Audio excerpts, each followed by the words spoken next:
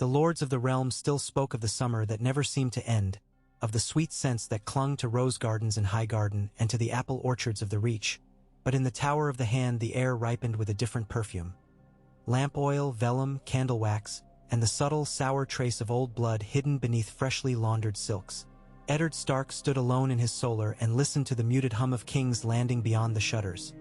Wagons rumbling over cobbles, merchants shouting prices, the gull cry from Blackwater Bay, and wondered how any of it could still move so heedlessly forward after Robert Baratheon's fall. A carved map of Westeros lay unrolled across the heavy oak table, its paint chipped at the coasts where countless fingers had traced invasion routes and supply lines. Ned's own finger now drifted down the narrow neck, pausing at Moat Cailin, then sliding northward to Winterfell. Memory tugged at him. The crisp smell of snow, Bran's laughter as he scrambled over tower steps, the solemn eyes of his lady wife raised to meet his across the yard. The warmth of home felt distant as a half-remembered dream. Behind him the door creaked, and Lord Varys glided in, soft as a shadow in lavender robes. "Lord Stark," he cooed, smooth and low, "the small council awaits. They grow, concerned by your delay." Ned turned.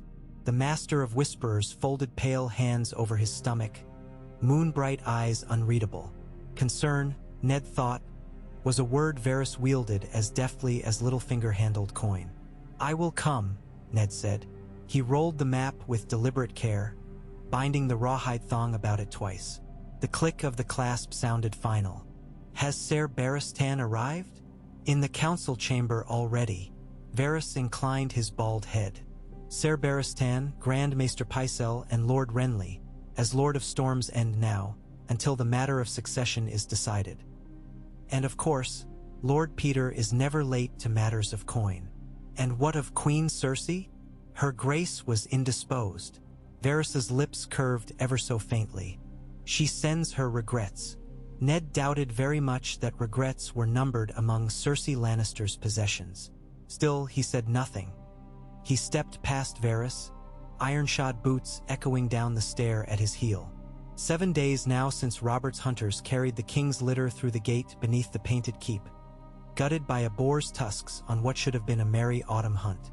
7 days of fever as thick as wildfire smoke, Robert's labored breaths rasping like a rasp dragged over rawhide, until dawn. 3 days passed when the rasp fell silent. And in those 3 days, the realm had turned upon itself like a rigid corpse touched by some necromancer's art. When Ned entered the council chamber, he found its slender columns casting prison bar shadows across the floor. Grand Maester Pycelle stooped over the crystal vault, arranging dusty scrolls whose seals bore 100 sigils.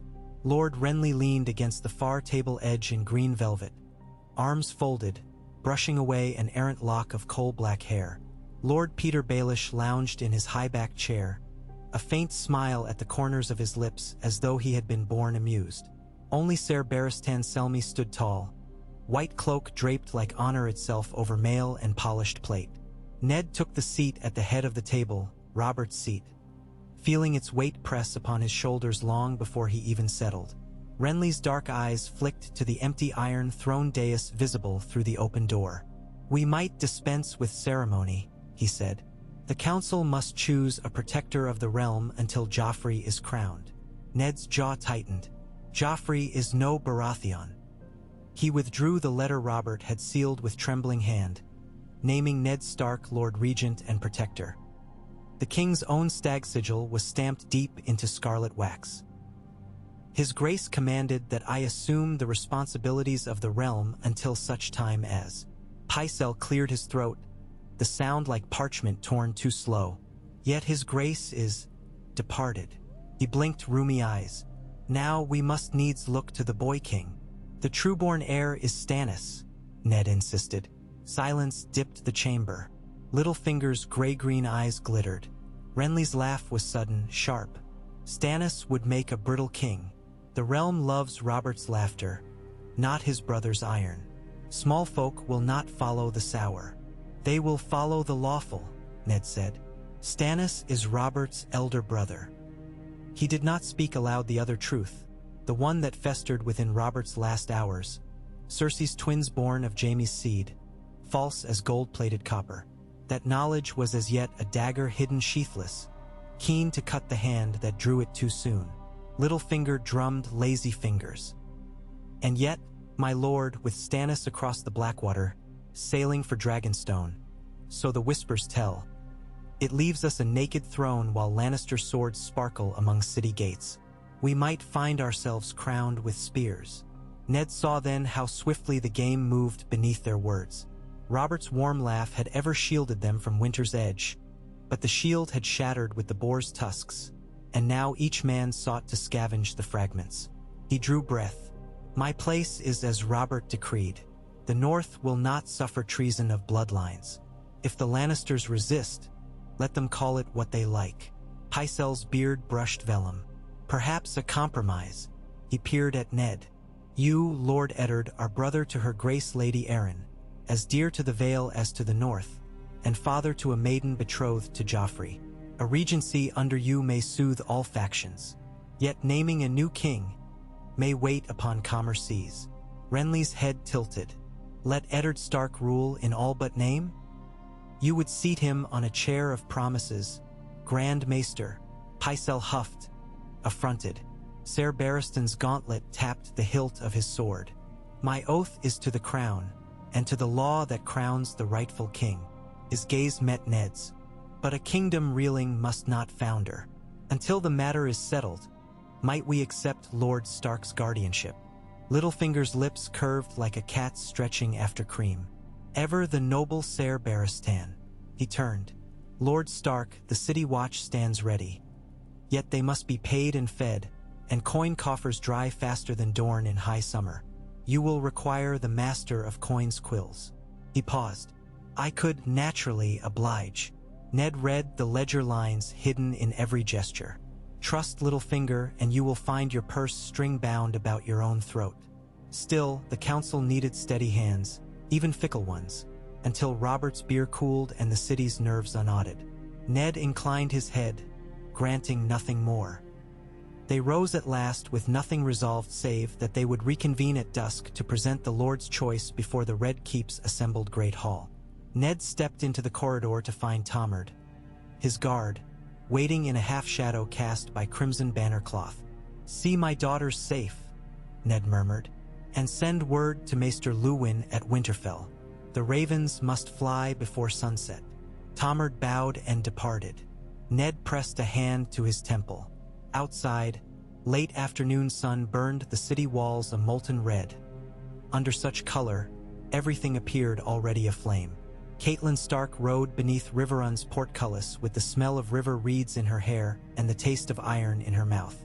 Word had come on swift wings of Robert's death, of Tywin Lannister mustering at Casterly Rock. Yet of Ned's safety she had only rumors. The distance between Riverrun and King's Landing felt a gulf of deep winter oceans, and she feared both what was known and what remained shrouded. Her father, Lord Hoster, lay pale upon his bed, breaths rattling like wind in bare branches.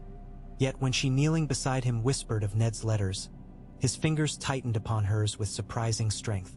Tully blood, he rasped, must stand with the North and with the Riverlands. Tears stung her lashes, but Catelyn nodded. She would carry that duty to her sons, to her brothers, and to the lords sworn to the fish banners. Yet how, when the realm itself cracked like spring ice under hoof, the Blackfish Brynden strode in, cutting the sickroom gloom. A rider from King's Landing, he announced, pressing a scroll into her hands. The seal bore the direwolf sigil of House Stark set over a hand's imprint. Ned's seal. Catelyn's heart hammered as she broke wax. Her eyes scanned lines dense with caution. Robert dead, throne uncertain, Joffrey's claim false, Cersei defiant. And then, I have been named protector of the realm until such time as a new king can be rightfully crowned. Stannis has the stronger claim, yet forces move against me. I beg your counsel and the Riverlord's loyalty. Send word at once.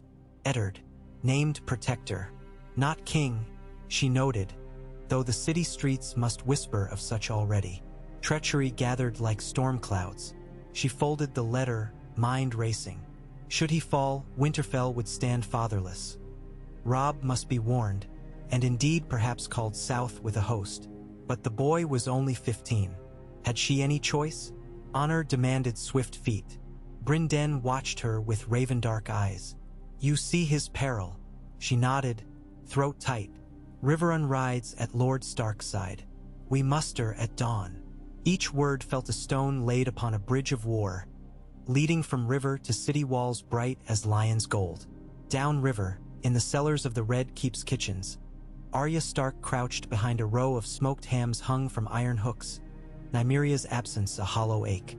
The bustle of cooks washed over her, clatter of cleavers, hiss of fat on bronze pans. But she heard only bits of conversation that mattered. Prince Joffrey will be crowned on the morrow, one spatula-wielding cook said. Another, skin blotched from years before blazing ovens, grunted. And the hand o' the king? I hear the Lannisters mean to seat him beside the boy. Right proper puppet show. Arya's blood iced. Father would never bend to Lannisters. She bit her lip until copper flooded her tongue. They lied, or else Mother always said kitchens baked more gossip than bread. Yet whisper or truth, she could not sit idle.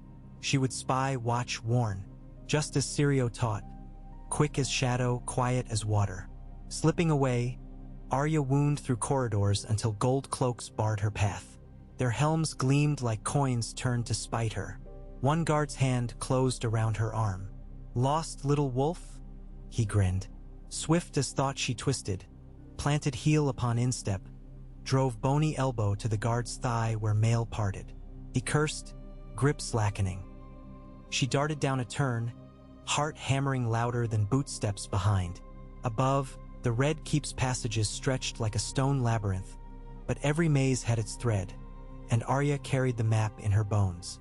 That same dusk, torches flared through the great hall, licking banners high as if hungry for more than dyed silk. Lords crowded beneath the towering ironwork throne. Their voices tangled in the vaulted gloom, a tangle of suspicion and greed. Ned advanced up the central aisle, the white knights of the Kingsguard flanking him, though Jaime Lannister's seat among them remained conspicuously empty. At the dais foot, Ser Barristan raised his voice. Lords and ladies, gather to hear the will of our departed king. Ned produced Robert's letter. His Grace entrusted me to serve as protector of the realm until... Screams cut through speech. A ripple of movement parted the crowd. Queen Cersei emerged robed in midnight black shot with emerald threads, a circlet of lions' heads crowning flaxen hair. Behind her strode Jaime, smug in gilded armor, and Sandor Clegane, whose visage seemed carved from burnt ash. Around them, Lannister men-at-arms bristled with polished steel. Cersei's green eyes glinted. The realm needs no Lord Protector when it has a king. She swept a hand sideways. Joffrey stalked forward, crimson velvet billowing, crown of thin golden antlers set upon yellow curls. He stared down the hall with scorn etched too deep for a boy of 12. Ned's fist tightened upon parchment. This letter bears Robert's seal. Jaime's laugh bounced off stone. A boar's tusk did more than kill a king. It killed his reason. Letters written in fever may bind no one. Gasps echoed.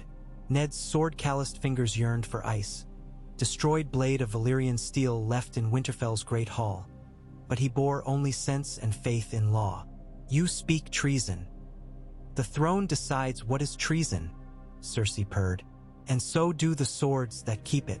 She raised a hand. Lannister men stepped forth. City Watch spearmen hesitated. Then some moved too, but their cloaks bore the black ring of the Stark direwolf stitched at the edges. Littlefinger slipped behind Ned. Best not die here, he whispered, breath wine-sweet. Play their game for a night, live to outplay them tomorrow. Ned's neck muscles corded. Before he could answer, Joffrey's thin voice cracked like a whip. Seize the traitor. Gold cloaks surged. Ned's household guard drew steel. Ser Barristan blocked one spear with shield quick as thought, hilt of his sword blinking in firelight. In half-heartbeat, the hall became a bedlam of shouts, flashing blades, bodies colliding. Ned shoved Littlefinger aside and ducked beneath an axe blow, grappling the shaft, twisting until the Lannister soldier howled as elbows snapped. Steel rang on steel. Torch sparks fell like fireflies. Yet numbers favored the lions. Ned felt the press of them, helms jostling, spear points darting. One cut found his forearm, warm blood-soaked sleeve. He fought on, eyes fixed on his daughters huddled at Hall's edge beside Septa Mordain. In moments, the Queen's men had them encircled. Litlevingers daggertip prikt Ned's ribs. Enough, he hissed. Yield, for their sake if not your own. Ned's breathing ragged. He met the mocking jade eyes of Cersei, the triumphant gleam of the boy upon his makeshift throne. Sansa's weeping reached him across the din. Arya was nowhere. Seven help her. Ned loosened his grip on sword hilt. The hall's roar seemed to fade, replaced by the quieter thunder of his heart. I yield, he said, and as gold cloaks bound his hands, Ned Stark, Lord Paramount of the North, newly appointed protector of the realm, tasted the iron on the air, and new winter had come at last to the south. Night licked its icy tongue along King's Landing's ramparts as Peter Baelish crossed the silent courtyard, soft footfalls masked by the distant crash of waves. Moonlight painted the stones with pale milk. Near the royal sept, he found Varys standing as though expecting him. Lord Peter. The eunuch's smile was thin as a razor. A bold play. Boldness is a coin. One must spend it wisely. Littlefinger half bowed. We shall see whose purse is deeper. Varys folded arms into voluminous sleeves. Eddard Stark yet breathes. For now. Littlefinger's hand brushed the pommel of a dagger sheathed beneath his cloak, carved with mockingbirds chasing one another's tails. If Ned Stark dies too soon, we gain a martyred wolf. Better to keep him close, chew away his strength, snap the bones later. You play a dangerous board. All boards are dangerous. Littlefinger's eyes gleamed. That is why I find them entertaining. Varys inclined his head as though in prayer. And the realm bleeds while you gamble. The realm is merely the board. Peter's smile sharpened. Pieces break, games endure. He turned, cloak whispering over flagstones. Somewhere beneath their feet, Ned Stark was led to the black cells. Somewhere beyond the city, Stannis Baratheon's sails filled with uncertain wind, and across rivers, across frost-capped mountains, Robb Stark would soon feel the tug of a world grown suddenly sharp with knives. Littlefinger exhaled a laugh, barely more than breath. Wheels within wheels, he thought, and all of them turned by unseen hands. Far north in Winterfell's Godswood, Robb Stark knelt before the heart tree, crimson leaves drifting down around him like flakes of dried blood. Gray wind padded restlessly at his side, ears pricked to far-off sounds. The raven had come at dawn, black wings heavy with his father's words. Betrayal, danger, a summons to pledge steel and soul. Robb rose, 17 and lean with a man's sword on his hip, but his eyes still bore a boy's shock. Maester Luwin stood behind him, stooped. The banners must be called, Robb said. Each syllable felt forged of ice. A grave step. Luwin's voice trembled. War is seldom merciful. My sisters are in the south, and my lord father imprisoned. Robb's hand fisted in Grey Wind's fur. Mercy will not free them. He strode from the Godswood. Within hours, the great horn on Winterfell's battlements sounded 3 long blasts and 1 short, the wolf's call to the banners.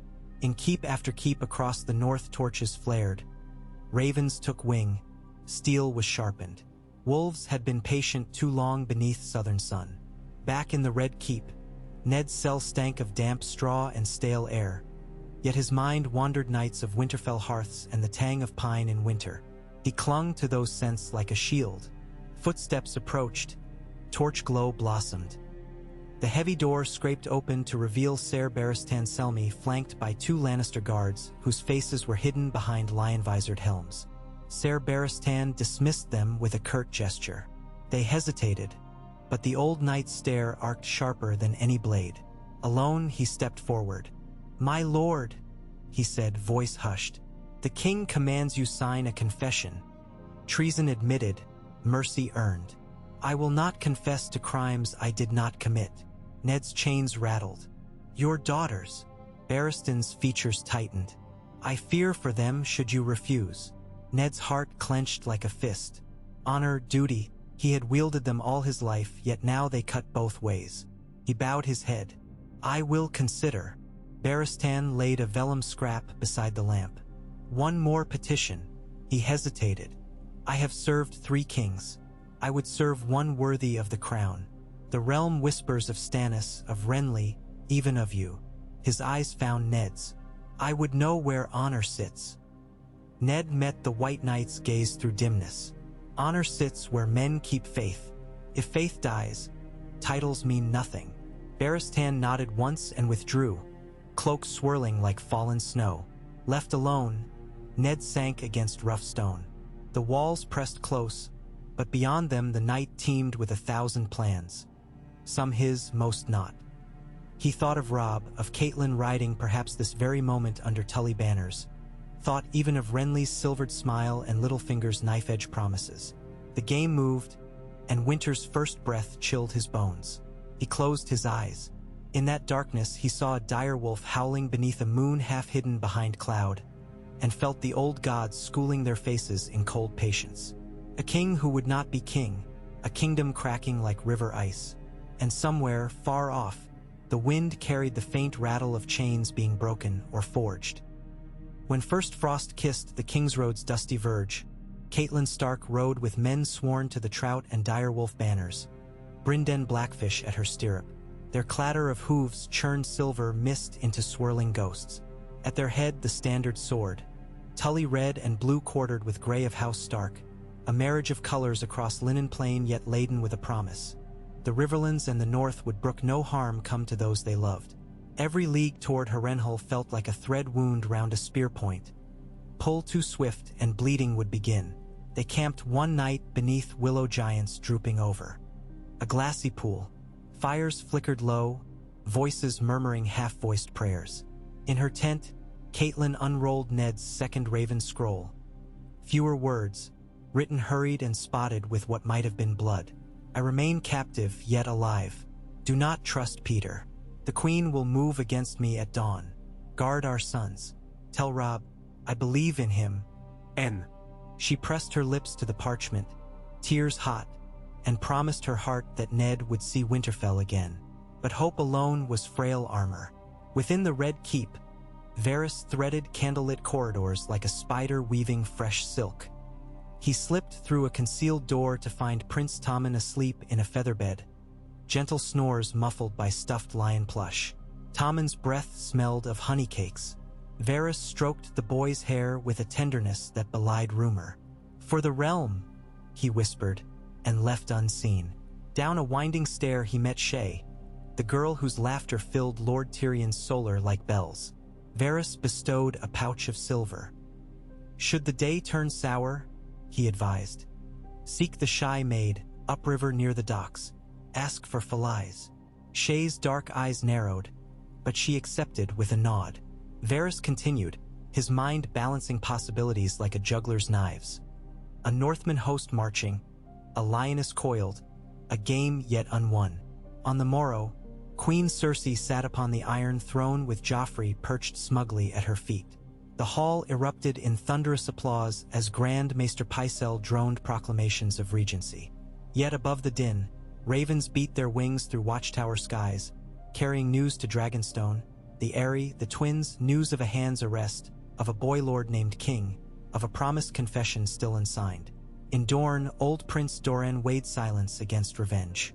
In the Vale, Lady Lisa clutched her son Lord Robert to her breast and spoke of debts owed.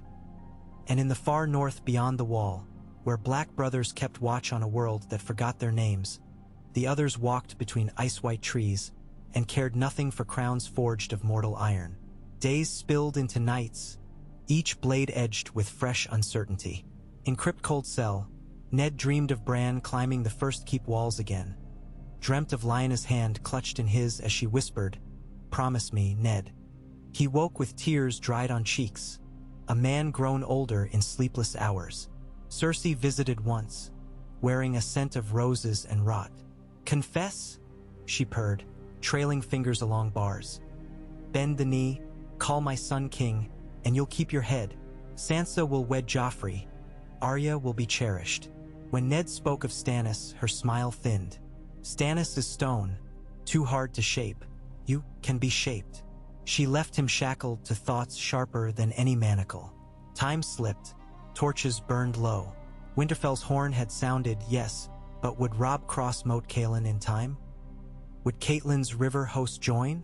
Or would the north find gates shut and ravens hanged upon ramparts? Ned inhaled prison air, steadying mind. He would not break. The north remembered. Wolves had long memories. On Dragonstone's windswept battlements, Stannis Baratheon read the Raven Scroll.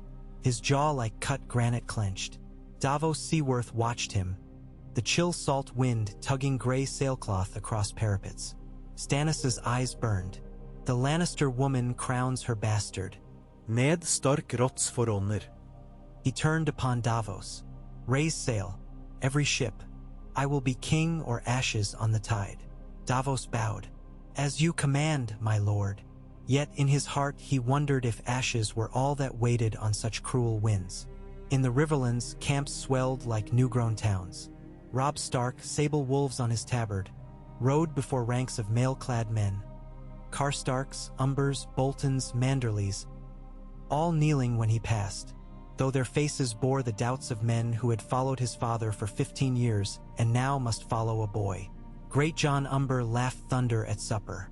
"A boy he may be, but a wolf pup still bites."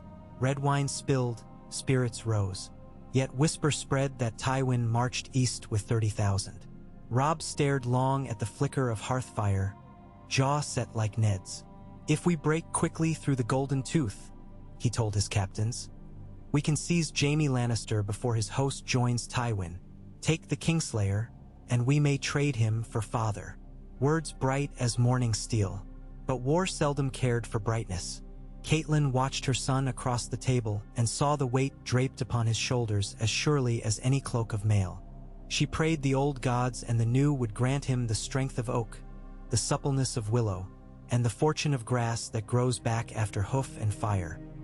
Below the Red Keep, Arya skulked through pitch-black tunnels, water dripping from moss-slick stone. She had stolen a baker's boy's cloak, too large, but it hid needle-thin limbs. Each night she trained quick thrusts with an old broomstick.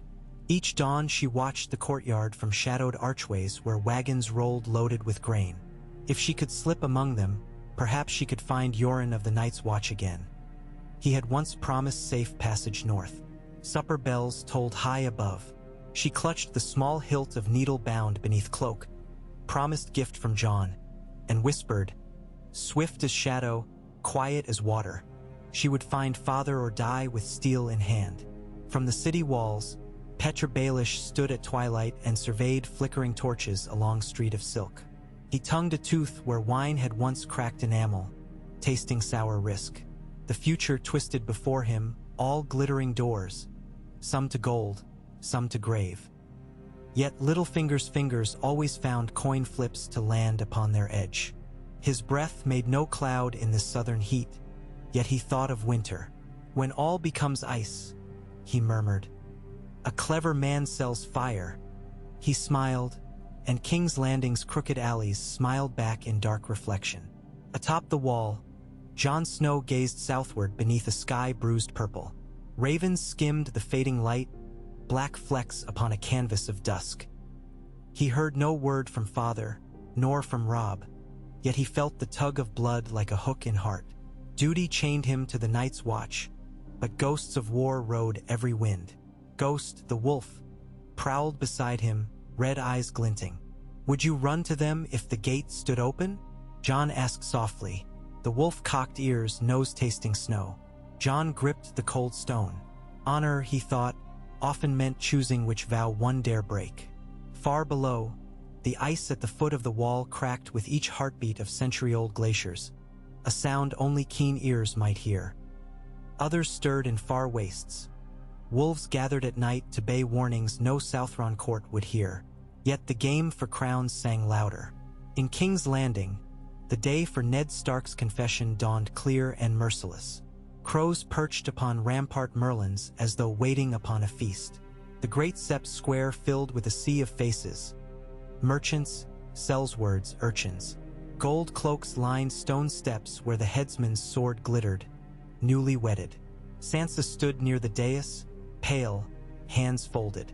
Queen Cersei's grip on her shoulder might have been mistaken for kindness by fools. Joffrey smirked beside the queen, fingers tracing the crossguard of a sword too finely made for a child. Ned Stark was led forth, gaunt, chains at wrists, yet his back remained straight. Lions roared on shields as the crowd hushed. Grand Maester Pycelle intoned the charges, voice booming. Then silence as all eyes fixed upon Ned. He glanced at Sansa, tears brimming, thought of Arya. Where? Of Robb with sword unsheathed on some unknown field, of Catelyn's steady gaze across candlelit rooms, of the North's snowbound gods. He knelt. "I confess," Ned said, each syllable gravel. Murmurs rippled. "I plotted to usurp Joffrey Baratheon's rightful crown. I am a traitor's life, unworthy of mercy, begging only for the Queen's grace for my daughters."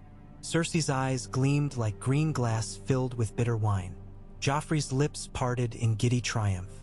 Pycelle nodded sagely. Ser Barristan's jaw fixed hard, yet he made no move. Littlefinger, half a step behind, studied Ned with the detached curiosity of a man appraising a horse he might buy cheap. The crowd roared approval. Sansa sobbed. Ned bowed his head. Honor had yielded to keep his children safe, yet he tasted ash where winter snow should be. Joffrey rose. "My mother and my council would have me show mercy," he announced, voice high-pitched, brittle. "But traitors may not live." He thrust out a hand. Cerilin. "Bring me his head." For an instant time froze. Gasps burst like arrow impacts. Cersei Spoon. "Joffrey." Her hand shot out, but the boy's eyes blazed with cruel delight. Ser Island Payne stepped forward, monstrous sword in gauntlet grasp. The Kingsguard faltered, but obedience outpaced conscience. Sansa shrieked. Varys paled.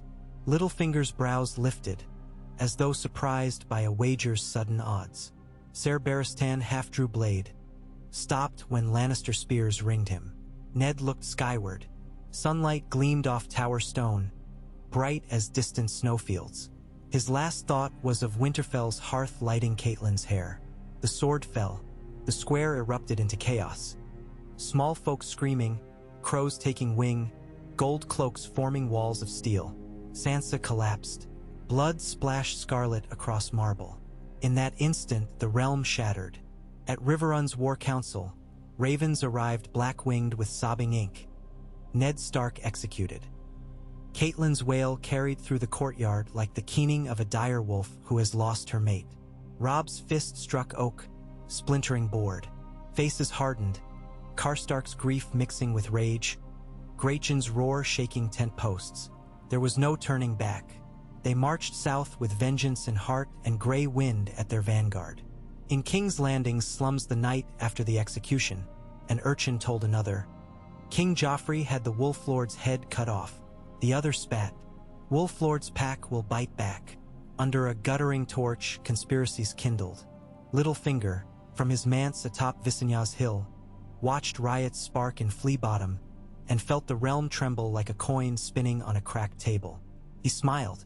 Varys listened to sobbing from queenly chambers where Sansa Stark was held, and weighed rescue against ruin. Arya Stark, in rags, crouched atop a cart rattling out the mud gate under moonless sky, needle tucked against ribs. She shed no tears. They would freeze later if needed.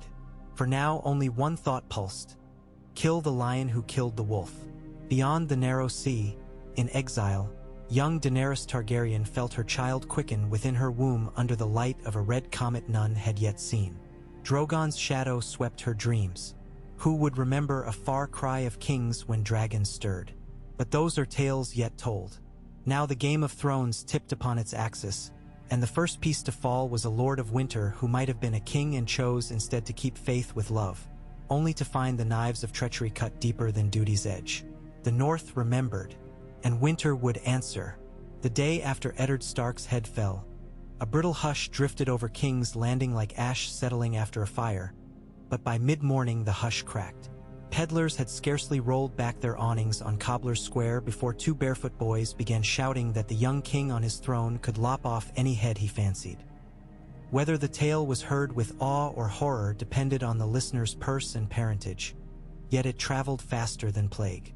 By the hour of ghost, the city stank of fear, and fear, like stagnant water, bred rot. A tanner's apprentice hurled a stone at a red-lacquered lion sign.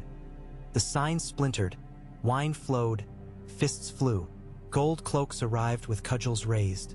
But for every striker they felled two more rows, armed with mallets, cobbles, the broken legs of a butcher's trestle. Windows shattered along the Street of Sisters, and soon the gutters ran with a thin, pink slurry of spilled wine and blood. Sansa Stark watched it from behind a lattice of gilded iron on the maiden vault balcony, flanked by Ser Marintrant and a silent Kingsguard she did not know by name. The princess-gowned Cersei had forced upon her glimmered pearl pale against her wrists, but the cloth pinched, and the pearls on the bodice weighed like chains. She could not stop seeing Papa's face at the instant of the sword's bite, the flash of pain in his gray eyes, the spray that arced scarlet across marble like paint flung by a madman. The crown prince had said it was mercy. Her hands trembled so violently she feared the guards would notice. When she pressed her knuckles to her mouth, the bones clicked. Far below, a woman's scream rose, thin as a knife edge. Sansa imagined Arya somewhere in that seething chaos, hair wild, blade in hand. The thought made her both sick with dread and fiercely proud. Joffrey Baratheon, who, the whispers now said openly, wore a false name, sat that same hour upon the Iron Throne's jagged seat. He reveled in the echo of his new title rolling off stone as heralds announced decrees. A tax upon river wine to fund the city watch, a levy of grain from the Reach, Renly's Reach, though none dared add the words aloud, a bounty for the heads of traitors named Stark or Baratheon Black of Hair. When Pycelle suggested easing the crown's debts by forgiving certain small folk fines, Joffrey laughed until his thin shoulders shook. "Let them eat their fines," he said, "or let them eat each other." His voice rose squeaky with delight, and Cersei, standing at his right, allowed herself a single approving nod. The edge of the throne's twisted steel pressed cruelly through her morning black, but if the spikes cut, she gave no sign. Her sun shone. For the moment that sufficed. Outside the Red Keep's walls, riots swelled like an untended wound. Fires flickered along the street of Flower. A wagon of barley bound for the royal granary overturned when its driver was pulled down and beaten senseless. Small folk hoisted Ned Stark's name upon their tongues. Some in prayer, some in curses, but always with the hush due the dead, and the name spread, sharpened, became a dagger's point. Gold cloaks hissed for order, but many in those ranks had marched beside the dead wolf in the past fortnight, and some found their commands hard to lift against grievances that rang true. When twilight fell, Queen Cersei ordered Lord Janos Slynt to double watches and post steel on every gate. "Hound the wolves to ground before they gather," she said. Slynt bowed, but his eyes slid sideways at the sound of distant shouting.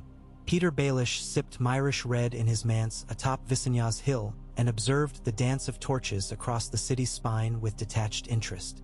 Riots consume coin, he reflected. Coin spills gaps. Gaps invite climbers. The more tumult, the richer the broker of calm.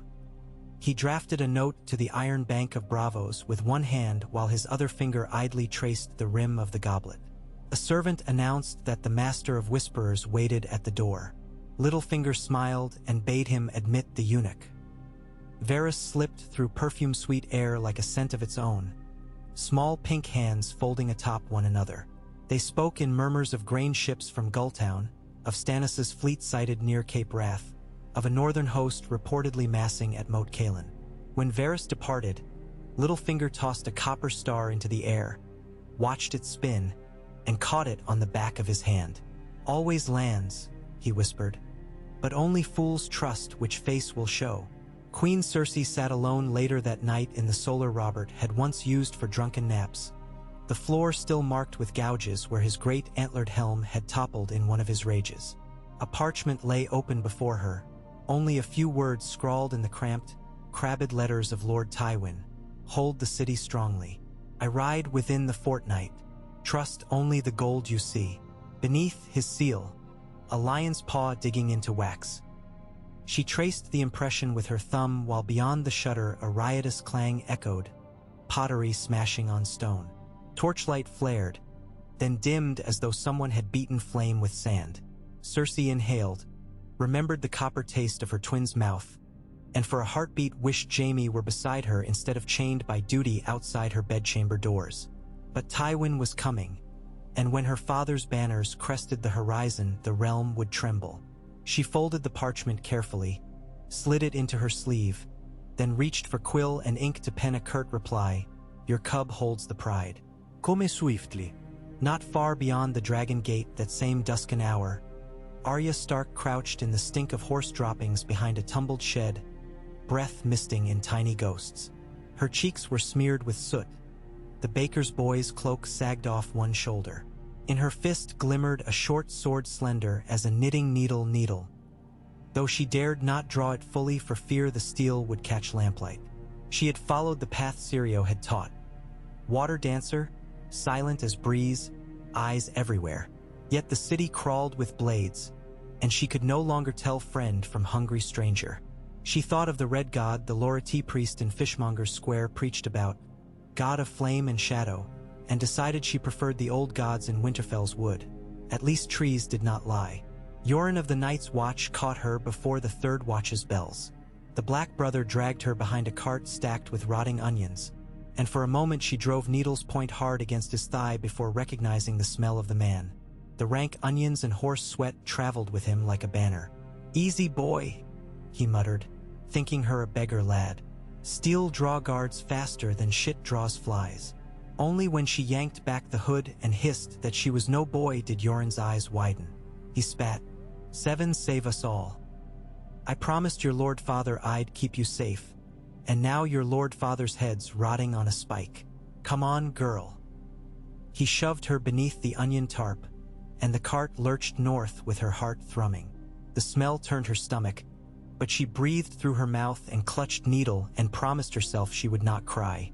Beside Arya, wedged between sacks of moldy grain, dozed a broad-shouldered youth with a smith's arms and cropped black hair.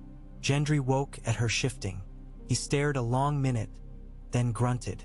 You're the highborn he told me about, he said in a voice low as anvils cooling in water. Arya shot him a glare learned from Septa Mordane's strictest frown. He only shrugged. Name's Gendry. Don't stab me and I won't box your ears. She settled, and somehow the dark did not feel quite as cold. The King's Road north of the capital crawled underfoot with merchants fleeing unrest, but deep night hid Yoren's cart like one beetle among thousands scurrying from flame. At daybreak they turned off the main track toward a half-ruined inn where the Black Brother had a recruit rendezvous. Around the courtyard fire Arya counted 9 other boys. A pimply gutter rat called Hot Pie, 2 squat twins hailing from the Fingers, a silent summer islander who kept tiny knives in his sleeves. Yoren named her Aerie, bade Gendry keep her secret, and promised bread in the morning. For the first time since her father knelt, she slept dreamless. Far to the north and west, Robb Stark broke camp along the Green Fork, river fog twining low about horse fetlocks. Near 60 banners rippled, half again as many as when he had ridden from Winterfell. For each market square or holdfast they passed had coughed forth more men. Hornblowers and sheep-shearers, old men clutching rust-patched SPE. Ours, green boys who could not yet shave but bore the fire of vengeance in their bellies. With them rode seasoned retainers, armored in well-oiled ringmail, and the great house's levies, Karstark sunbursts, Manderly mermen, Glover silver fist, Umber roaring giant. Grey wind loped ahead, tongue lolling, fur stippled with dew. Robb breathed deep the damp, and for an instant smelled Winterfell springs. Wolf willow budding, the forge smoke from Micken's chimney, but the memory passed like a wisp in wind. In the command tent a strip of rawhide pinned across the map marked the Lannister positions. Ser Stafford scouts the Tumblestone, Galbart Glover reported, tapping wine-stained finger to a bend near Riverrun. But Lord Tywin himself remains at Harrenhal with the main host. 20, maybe 25,000. The number pressed on Robb like chainmail soaked in rain. He glanced at Caitlin. She offered a nod that was both comfort and instruction. Robb straightened. "If we strike Ser Jaime before he joins his father, we break their spine." Great John Umber bellowed agreement, thumping fist to breastplate so hard his ale splashed. Roose Bolton raised pale brows and murmured that boldness often bred bold corpses, but Robb heard him only distantly, as though the Leech Lord spoke from beneath water. He saw instead Edmure Tully's banners besieged at Riverrun, saw his sisters caged, and felt the jaws of the South closing. Boldness it must be. The march southward forced them through the neck's choking mists. Reeds brushed stirrups. Unseen creatures plopped into black water. Crannogmen paddled alongside at dusk in low, hollowed logs, offering bundles of arrow reeds for spear hafts, gossip for coin. One whispered that a pale shadow moved through marsh nights, tall as a tower and made of moonlight, but Ricard Karstark spat into the water. Swampfolkes tales to til babes. Yet Robb marked the story. The neck had always belonged more to ghosts than to men. By the time they reached the twins, autumn winds had sharpened to knives. The towers rose from the muddy banks like gray molars. Walder Frey received them in a drafty hall that stank of damp dog and sour milk. His many brood-lined benches, watching with eyes calculating as merchants tallying coins. Caitlin went to negotiations armed only with her father's reputation and a mother's desperation. She returned hours later, face drawn but triumphant. "Lord Walder grants passage," she said, "in exchange for a marriage pact." Robb's jaw clenched when she spoke of daughters he must choose between once the war ended. But war first, honor later. Crossing under the portcullis, he felt the Frey eyes cling to him like leeches. On the southern bank, they made camp just long enough to water horses and taste salt pork. Then Robb called his captains to ride through the dark toward Whispering Wood, where scouts swore Ser Jaime had pitched a forward camp. Caitlin watched them vanish into moonless forest, knowing each hoofbeat might be her son's last. The Whispering Wood lived up to its name. Branches murmured secrets above riders' helms. Gray winds slipped between trunks ahead, the only herald of their approach a fleeting rustle that might have been wind. Torches were doused 200 yards out. They advanced by starlight. When the sounds of Lannister songs drifted through the gloom, harps and laughter, Robb's stomach tightened. He motioned. Halberdiers spread left, swordsmen crouched in bracken. Great John counted breaths. On the 5th, Robb loosed his voice in a single wolfish cry. Steel shone as if the stars themselves had dropped to earth. The battle that followed would later be named a skirmish by maesters who measured war in numbers, not heartbeats. Yet within the wood it was fury. Men grappled in shadow, blades flashing, the wet thunk of axe on bone. A scout's horn broke mid-note when an umber mace caved his chest. Robb rode straight for the lion banner at the clearing's heart. Jaime Lannister met him with a grin that caught torchlight like gold teeth. "The boy wolf himself," he laughed, parrying Robb's first slash, sparks spraying along his polished armor. They traded blows, Robb's tighter, built on Winterfell drill. Jaime's fluid, gleeful. He fought as though music played only he could hear. Gray wind lunged from the dark, teeth scoring Jaime's calf. The Kingslayer stumbled. Robb's sword pommel struck Temple with a crunch. By the time Karstark men wrestled Jaime's arms behind his back, the lion's grin had faded into pained astonishment. Dawn bled pale over the wood when silence finally fell save for the groans of wounded. Robb stood amidst fallen leaves sticky with blood, chest heaving. The captains gathered about their prize. Great John thumped him on the back so hard Robb staggered. "King in the north!" a soldier shouted. The cry took like fire in dry grass. Robb raised a mailed hand. For an instant he saw himself through their eyes. A youth untested no longer, now the wolf who had caged the lion. The weight of that vision sat upon him heavier than any breastplate. They bound Ser Jaime in iron chains and rode hard for Riverrun. Along the way Robb wrote letters, one to Tywin offering prisoner exchange for his sisters, one to Stannis pledging mutual cause against the bastard king, one to the Night's Watch begging word of Jon Snow. Ink froze in wells at dawn, but his quill scratched on. Caitlin read his eyes more than his letters. Sorrow behind the steel of command, boyhood buried beneath stratagems. At Riverrun's gate, Edmure hobbled out on a crutch, leg pierced by rivet-lined scars from an earlier foray. When he saw Jaime shackled, he whooped despite the pain. Golden prize, little nephew. Yet celebration chilled when ravens arrived with Tywin's sigil, announcing Lord Tywin's host had left Harrenhal and marched north with full strength. Soon daggerleaf oak leaves tumbled in the breeze like falling embers, and every hearth in the Riverlands was stoked for siege. Far across Blackwater Bay, storms pounded Dragonstone's black cliffs. Stannis Baratheon stood beyond Sea Dragon Tower's parapet, cloak snapping. In his hand he held a parchment burned around the edges.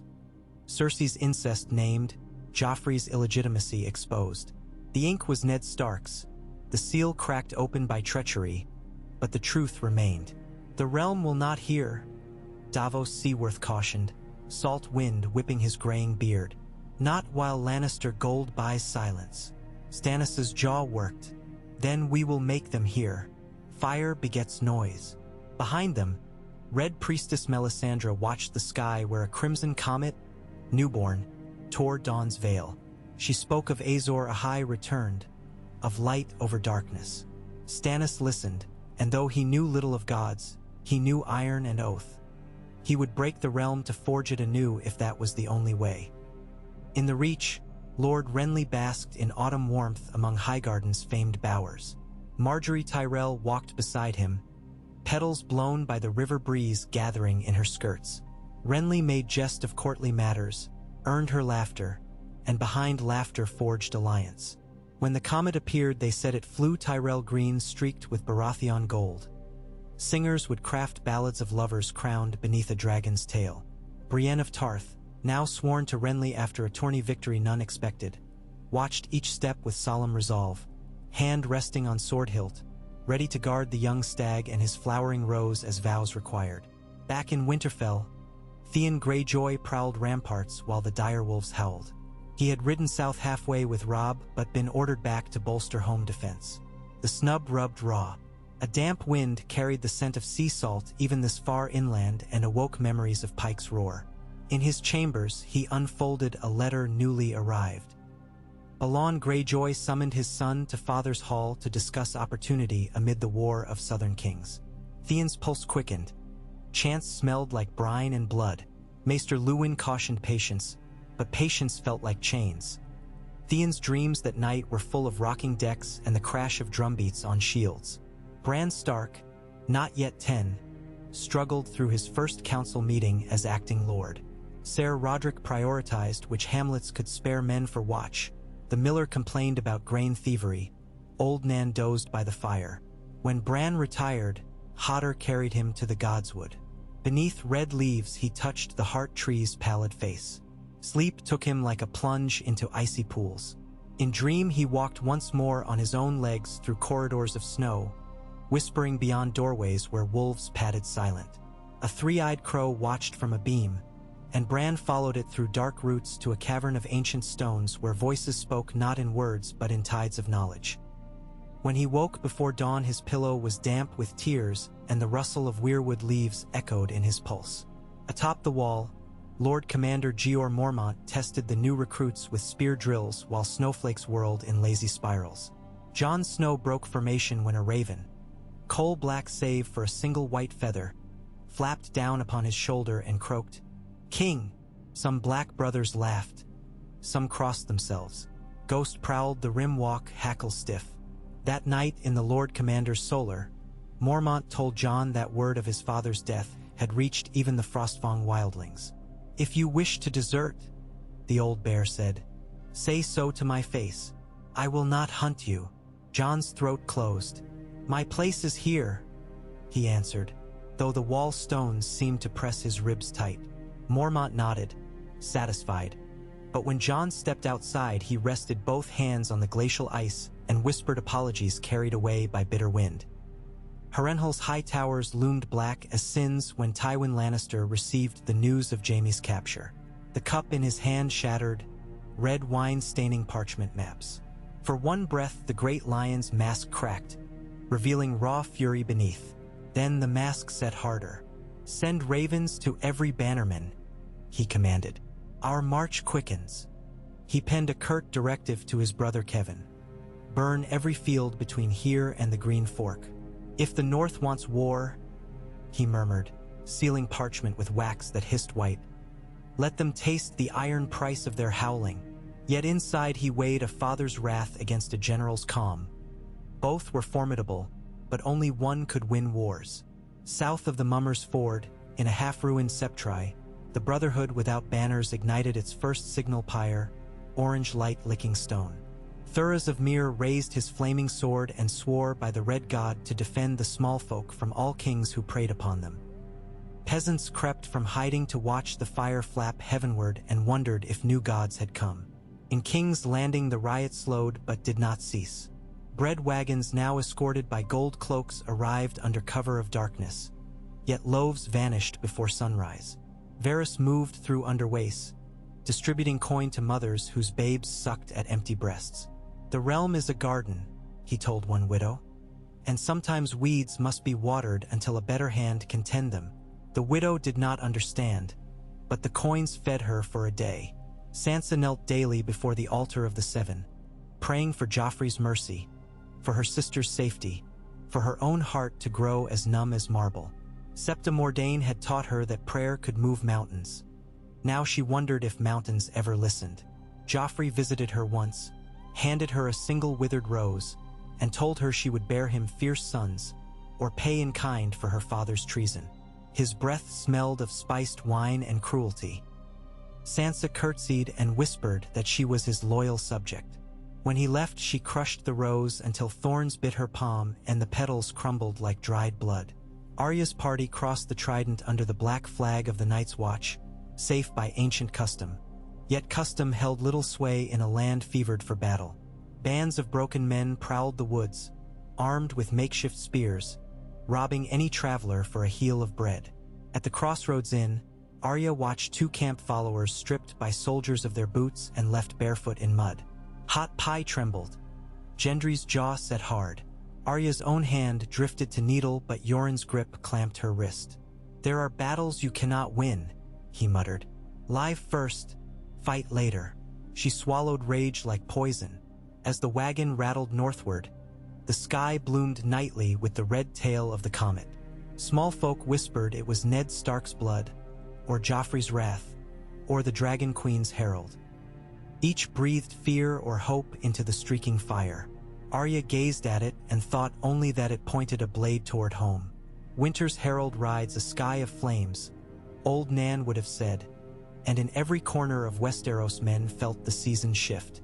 Citadel ravens now landed heavy on rookery ledges, scrolls strapped tight.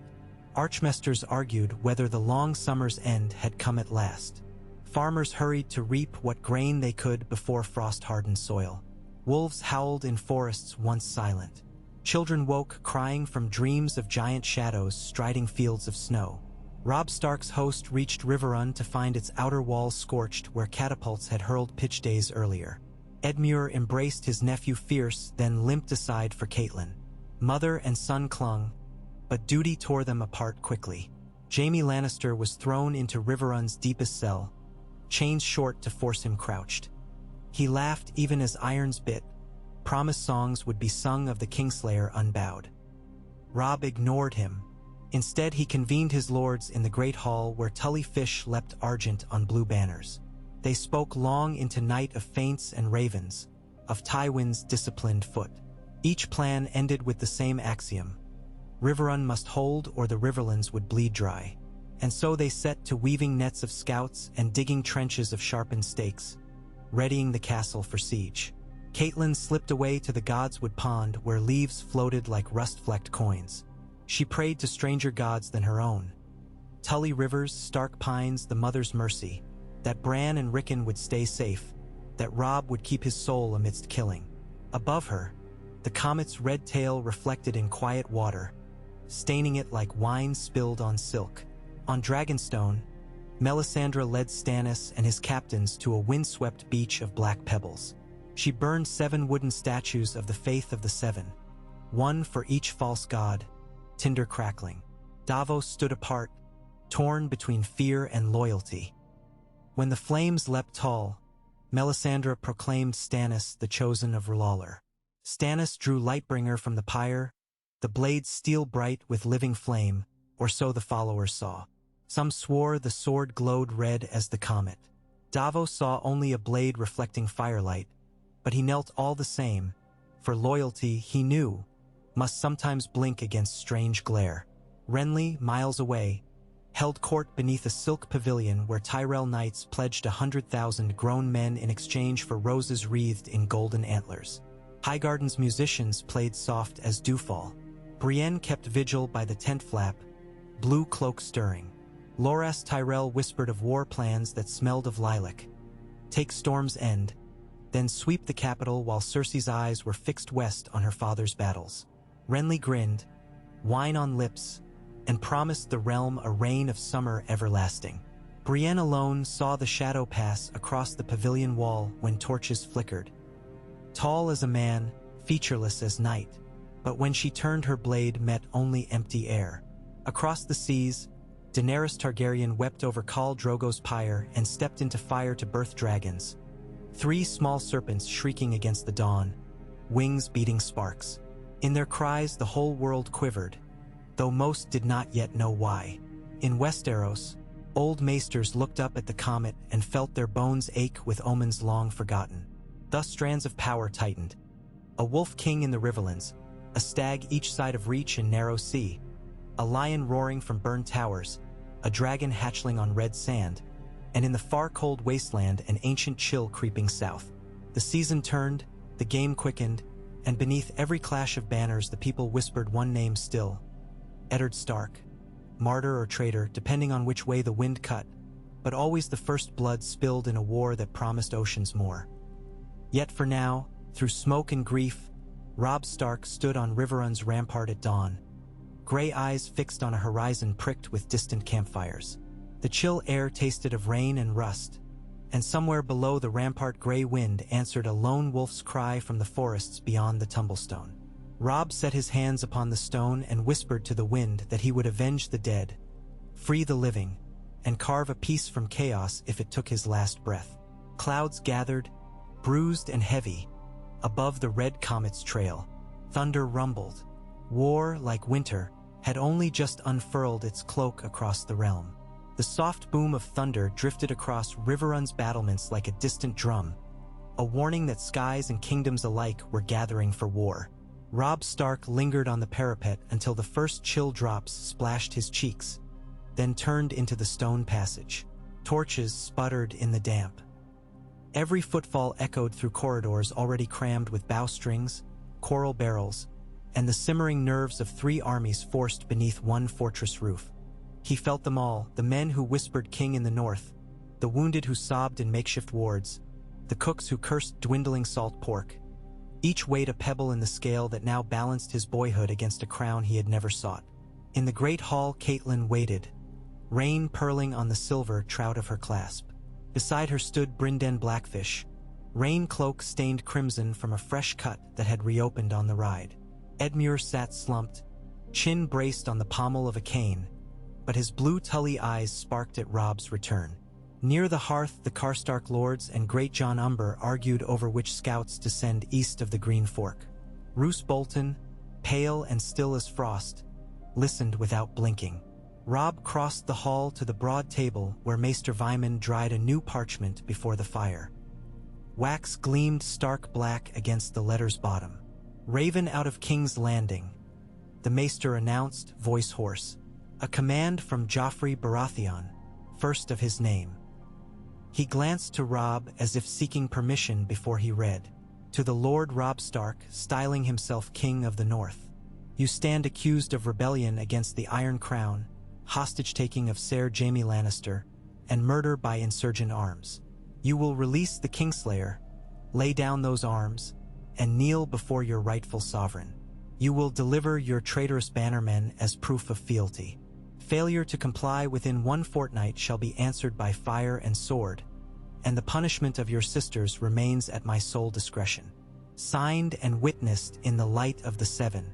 His Grace King Joffrey Baratheon, Lord of the Seven Kingdoms, protector of the realm.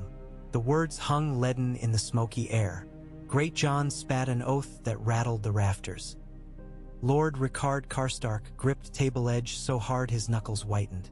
Catelyn's face blanched at the mention of her daughters. Robb read the waxy seal twice before folding the parchment. "A fortnight," he murmured. "He gives us mercy measured by sand." Bolton's voice slid across the table. "Joffrey's ink is Lannister blood, my lord. Tywin holds the reins." Thin lips quirked like the first crack in ice. "Best snap them before the driver takes whip to us." Edmure jabbed his cane. "And how do we manage that? Tywin moves north with 30,000. Our scouts sighted Lorch and Gregor riding before him, burning every byre and granary." He hissed at the pain of his leg. "If we stay, we starve. If we sally, we bleed. Then we choose where we bleed." Robb unrolled a fresh map, damp edges curling. "Lord Tywin drags a tail of supply wagons long as the Gold Road itself. Strike that tail and the lion starves." Great John slapped meaty palm to steel rim board. "Flank him at Red Fork Crossing. My umber axes'll chew his baggage. Send me, lad." "No axes," Roose Bolton said, voice mild. "Knives in the dark cause more fear than blades in full sun." The hall quieted. Bolton's pale eyes sought Robb's. "Give me 3,000 foot and 1,000 horse. I'll circle through the Widow's Wash, take the baggage at dusk, fire their grain, and fade before dawn. Tywin will not catch phantoms in swamps." Every man present knew the Dreadfort's reputation for silent killing. Great John bristled, yet Robb weighed the risk. "You'll have your men," he said, though unease crawled deep in his chest. Catelyn stepped forward. "You steal Tywin's bread, yet still his army nears. And Joffrey holds Sansa." Her voice tightened on the name. "If the city falls to chaos before we can ransom her, what happens to an innocent girl?" Edmure touched her wrist. "Sister, one girl cannot pull back armies. One girl is Winterfell blood," Catelyn whispered. Robb exhaled. "I will not forget my sisters." He turned to Vyman. "Send Raven to King's Landing. Offer exchange. Jaime Lannister for Sansa Stark unharmed, Arya Stark if she is found, and Lord Tywin's withdrawal from Riverrun's fields." He met Bolton's blank stare, Karstark's simmering grief, Grachan's thunderous nod. "While Lannisters parley, we cut them, starve them, frighten them. Wolves harry before the kill." Rain battered the shutters now, wind keening between arrow slits. A good omen, or war's first dirge? Robb could not say, but when he glanced to the banners overhead, the dire wolf and trout braided, he felt a surge of iron behind his ribs. "See to it," he ordered, and the hall burst into motion as commanders rumbled away. That night, alone in his chamber, Robb struggled with laces at his wrist. Catelyn slipped inside without knocking. "Your father's doublet needed 2 sets of hands once," she said, smile haunting her lips. She finished the knot while he breathed the lavender soap clinging to her sleeves. "I fear for you, Robb." The words barely brushed the candlelight. He folded her hands in his. "I fear too, mother, but fear keeps a blade sharp." She traced the new lines on his brow and whispered prayers until dawn blurred lanterns to pale ghosts. South of Storm's End, the coastal plain rolled green under the comet's bloody trail. Renly Baratheon's grand host blossomed along the rainwood like a summer carnival. Banners of rose and antler, peacock and crane, maize and azure. Knights sparred while minstrels plucked lutes. Perfumed ladies embroidered golden banners with the crowned stag embracing Tyrell's crowned rose. Amid the gaiety, Brienne of Tarth drilled Squire Podrick Payne in shield work, her blue cloak moving with surprising grace for a woman of such breadth. Sweat beaded her brow, but her eyes darted often toward the Lord's Pavilion where Renly and Marjorie plotted the realm's reshaping. Inside, Renly leaned over a map thick with Tyrell markers. "Stannis lands at Cape Wrath by week's end," he mused. "Yet he'll find my claws extended." Loras, resplendent in emerald silk, laughed. "He'll find no chance to land. Ser Garland's ships guard the bay. Twice the hull Stannis scraped from Dragonstone. Marjorie's cool voice cut between them.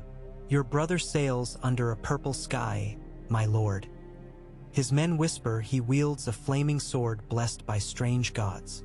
She traced Renly's wrist with a fingertip. "War thrives on rumor as crops on rain. Let him keep his fire. We'll drown it with petals." Renly kissed her hand. "When I ride up the King's Road, the small folk will carpet my horse's path in rose petals. The realm is tired of lions feasting and wolves howling. They will choose summer." His boyish grin flashed. Yet outside the pavilion the wind had changed. Smelled less of lilac now, more of sea salt and storm. That evening Brienne guarded the pavilion door as Melisandre of Ashai arrived unannounced. Scarlet robes soaked by the tide. "I bear a message," she intoned, voice velvet over steel. "From King Stannis.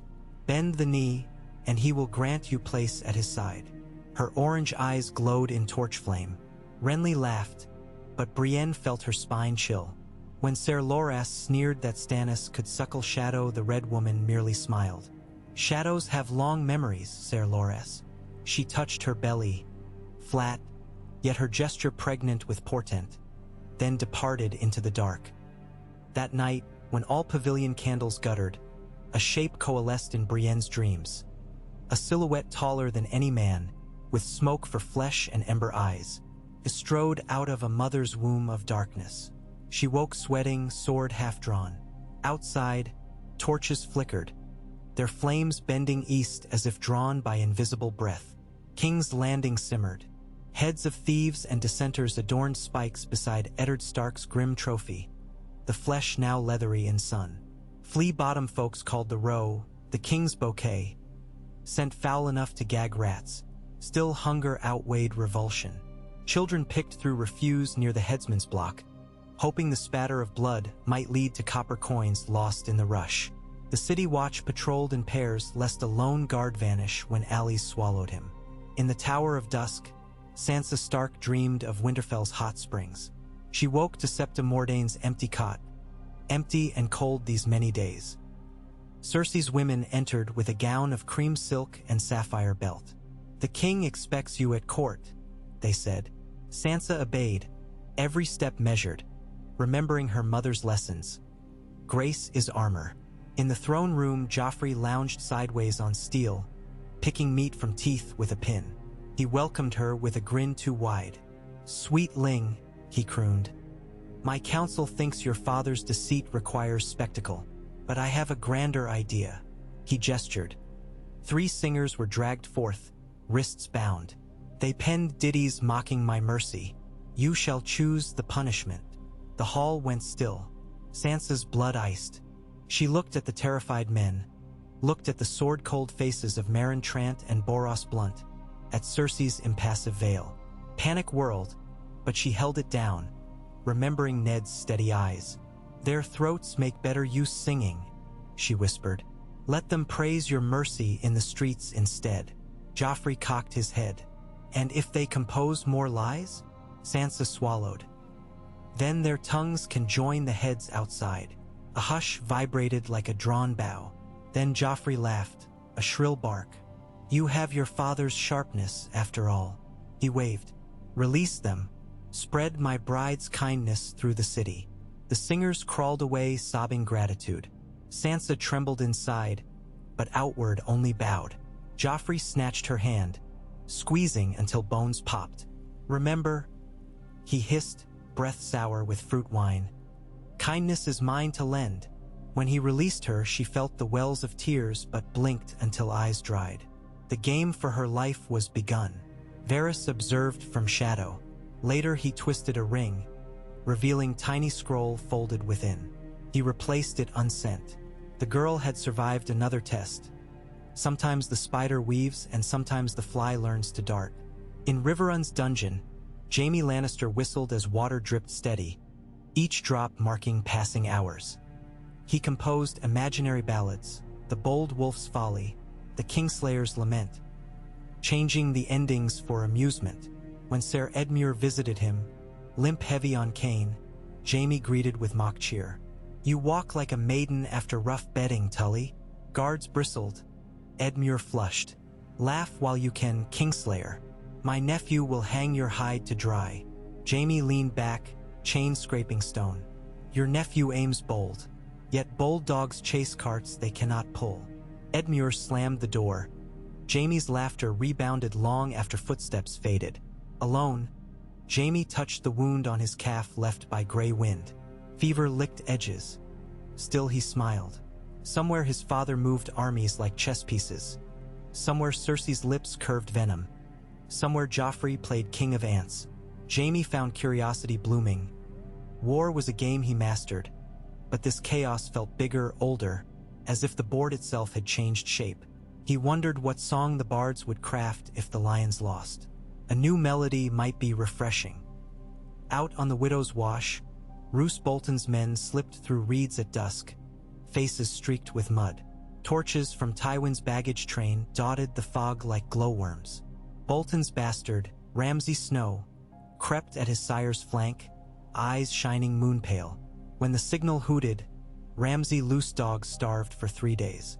The hounds tore through canvas and flesh alike, snarls choking screams. Bolton's soldiers followed silent, daggers throat-slitting. Wagons blazed. Sacks of barley burst in sparks. Ramsay laughed high, soaked crimson. At dawn, only smoking ruins remained, bodies gnawed by dogs. Tywin's outriders arrived too late to find shadows. Tywin received the news with a face carved from granite. So the young wolf nips, he growled. He ordered rations cut to half, foraged from Riverland farms not yet burned. Then he summoned Ser Amory Lorch. Ride on Derry, Maidenpool, everything to the coast. Torch it to embers. The lion did not retreat. He would starve his prey in turn. In Riverrun, ravens brought word of Bolton's success. Robb nodded grimly. A small victory, but black underbelly exposed. Reports of Ramsay's cruelty flew too. Catelyn stiffened. Robb swallowed acid. War spawns monsters, he said, voice low. But we choose which we unleash. Bolton merely bowed the head, expression unreadable. Hundreds of leagues north, Jon Snow watched Jeor Mormont address the garrison on the wall's icy courtyard.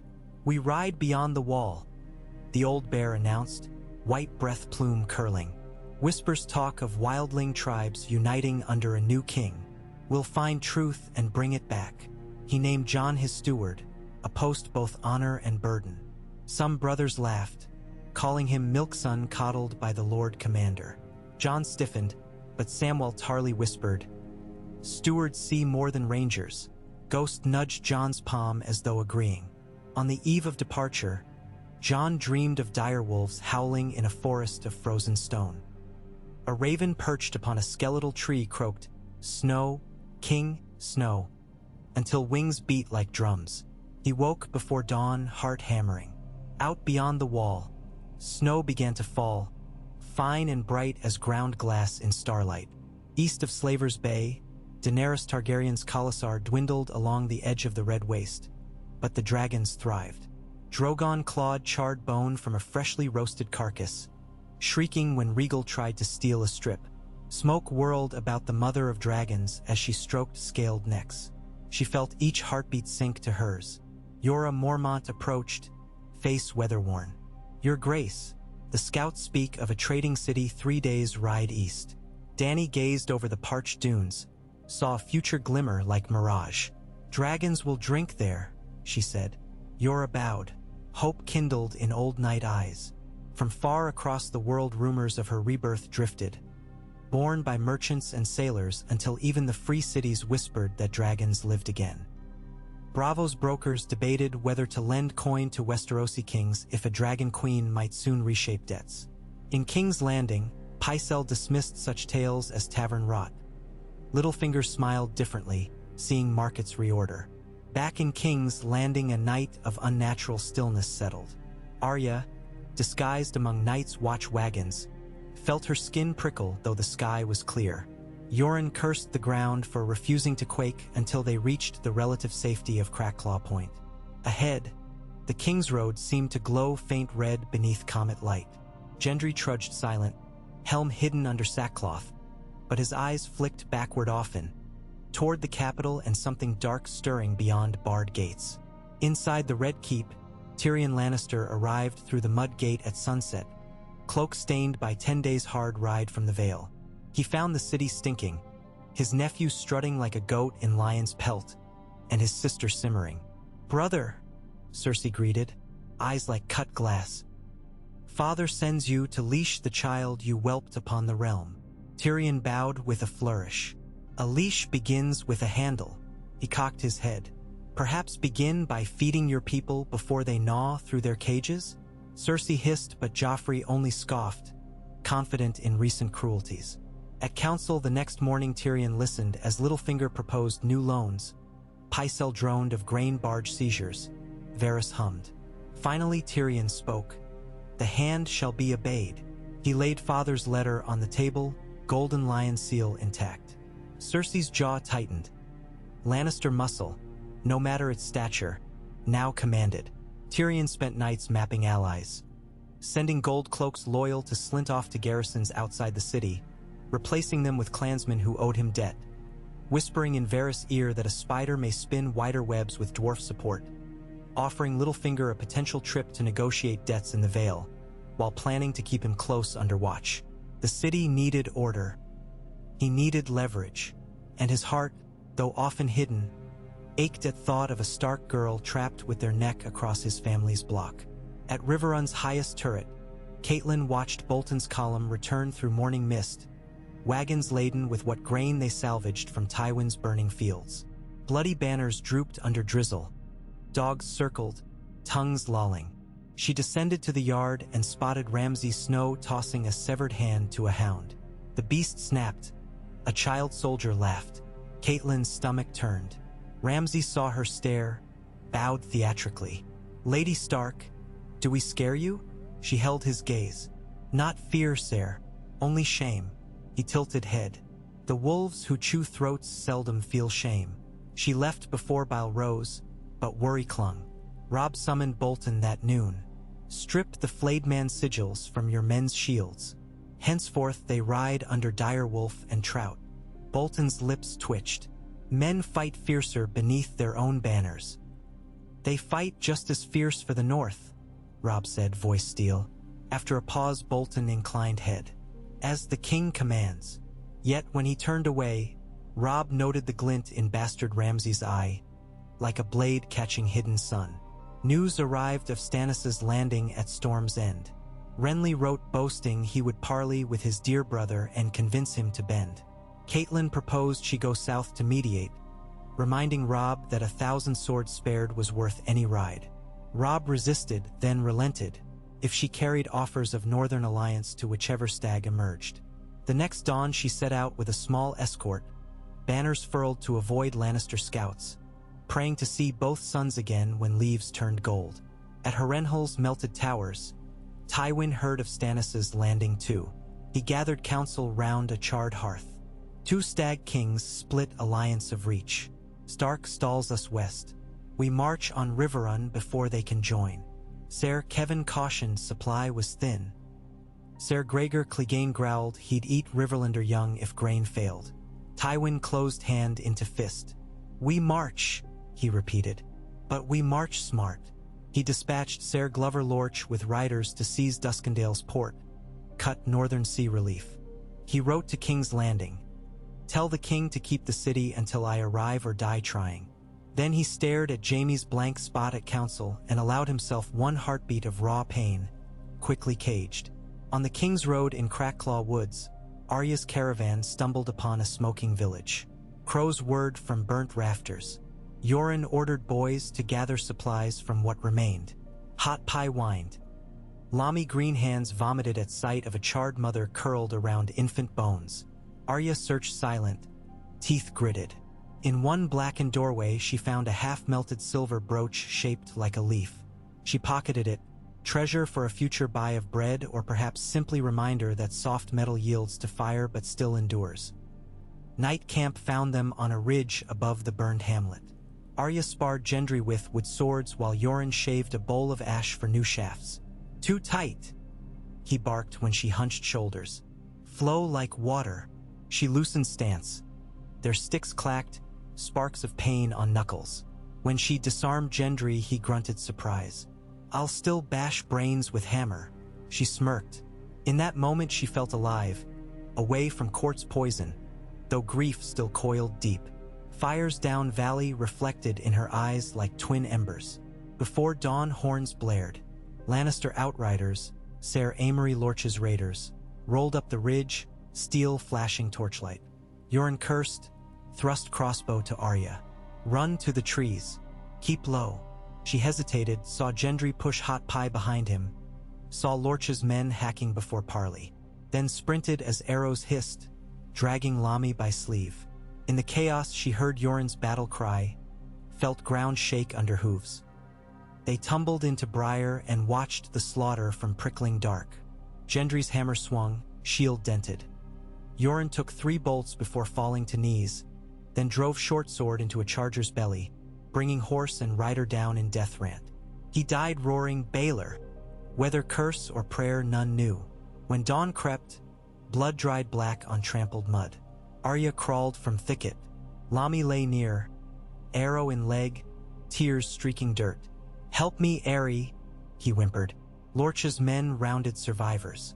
Arya knelt quick, whispered into Lamy's ear, "Don't name me." He nodded, lips trembling. Turns later, Ser Amory approached, kicked Lamy's wounded leg. "Which one had the bull helm?" Lamy blinked. "He took it."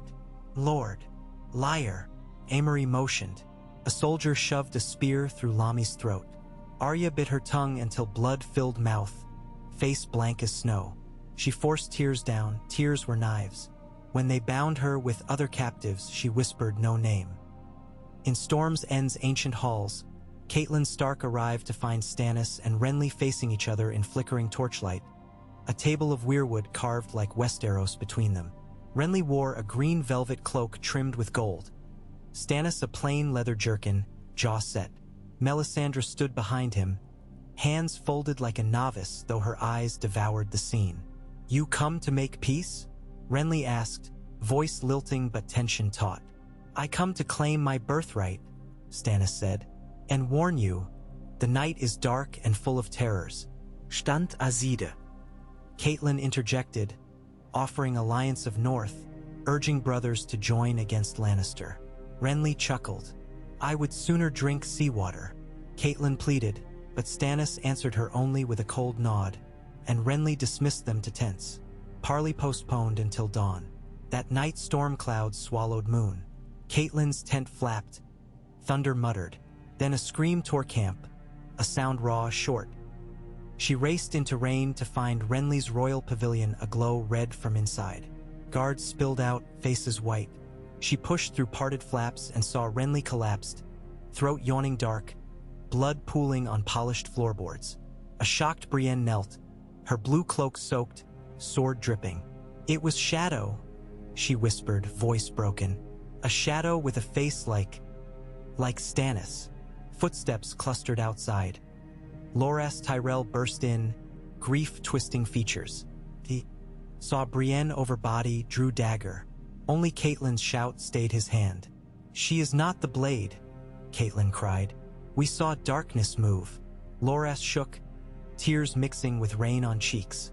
Guards parted for him to carry Renly's body out. In minutes, chaos raged. Tyrell's shrieking betrayal, Stormlanders scattering, Brienne weeping like a child.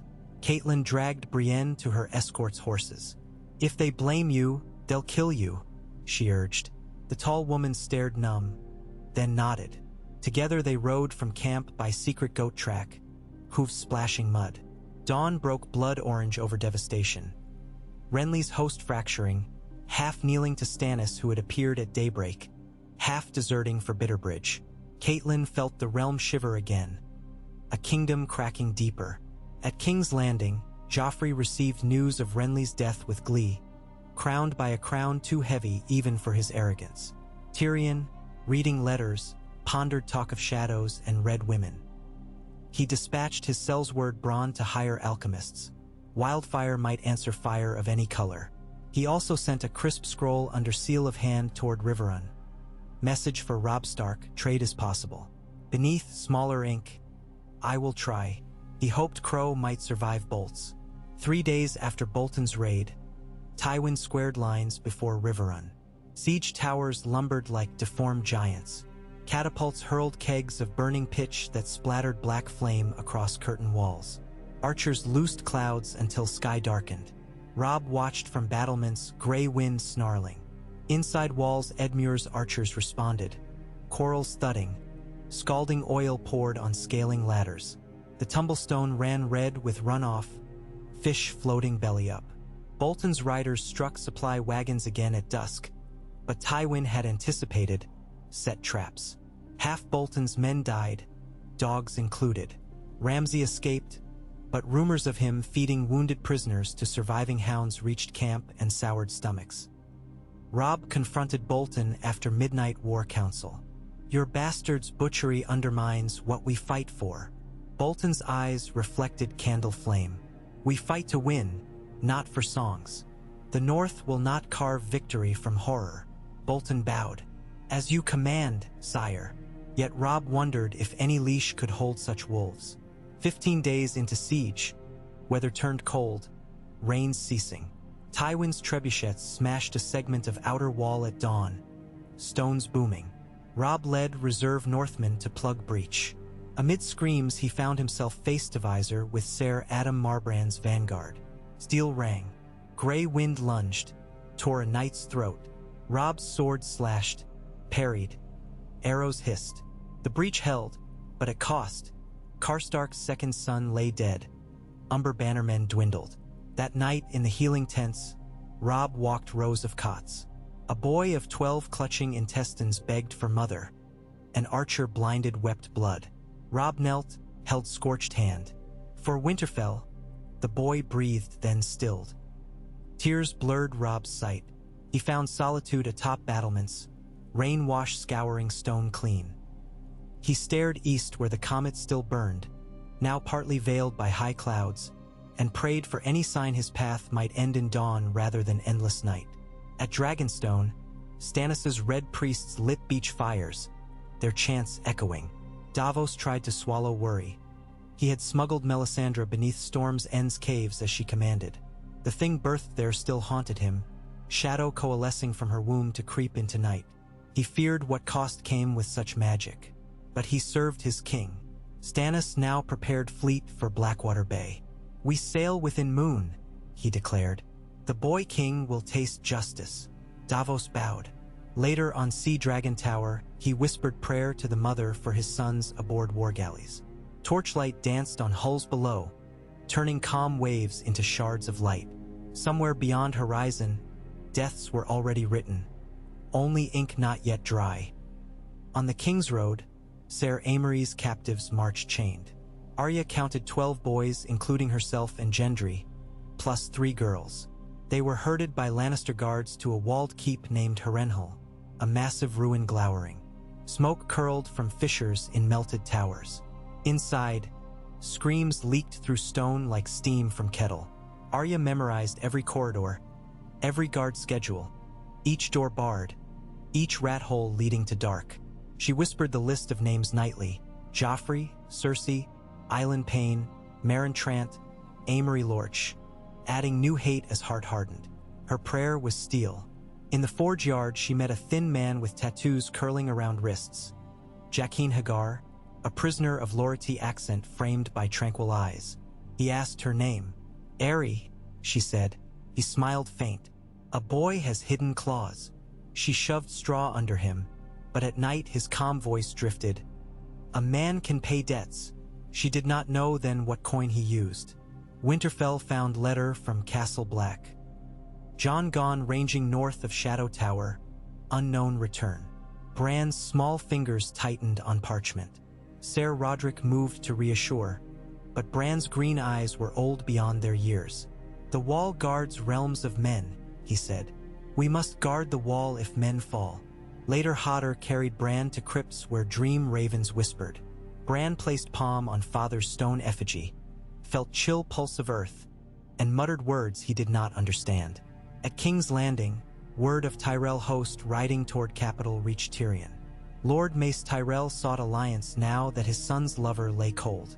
Littlefinger volunteered to treat. Tyrion feigned agreement, but secretly sent message with Shay to Bronn.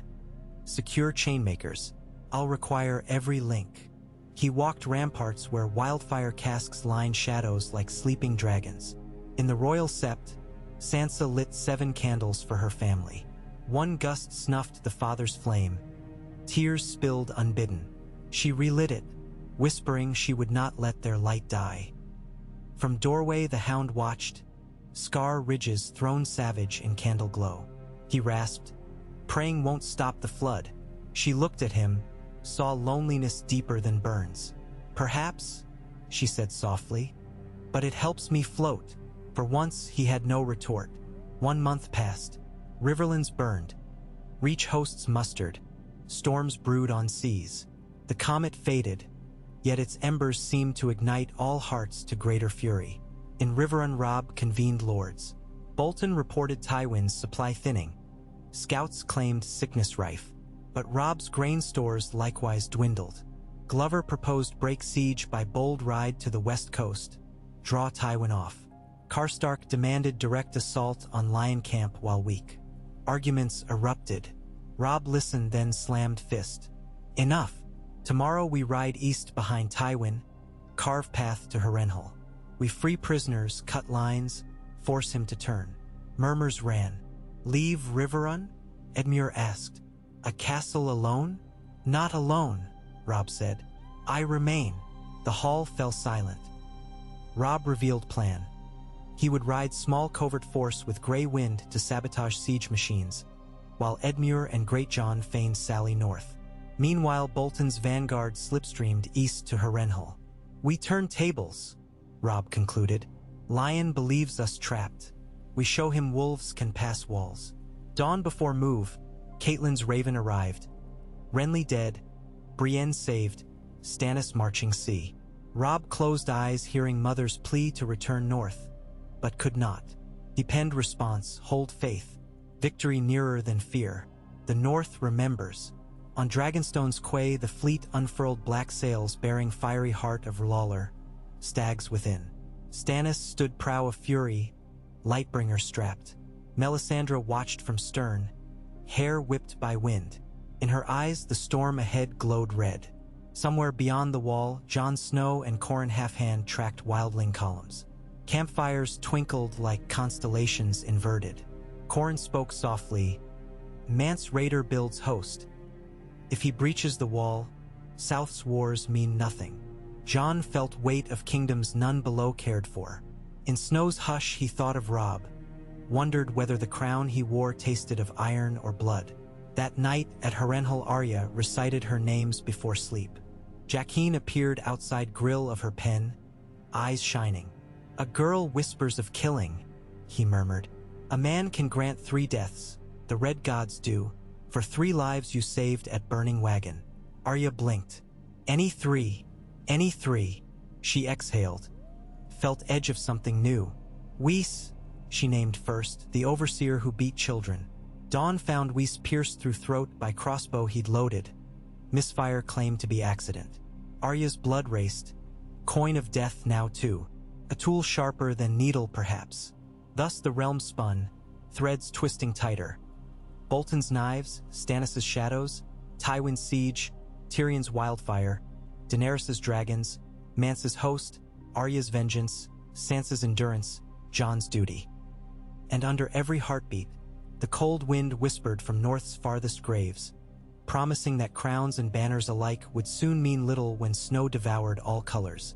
For now, morning rain glazed Riverrun as Robb Stark donned mail, eyes flint. He stroked Grey Wind's fur. "Quiet as moon," he murmured. "Swift as shadow." Horns sounded. Wolves leapt from gates into mist, ghosts among ruins. Tywin might think the wolf pack cornered, but this dawn, cornered beasts learned to bite deeper.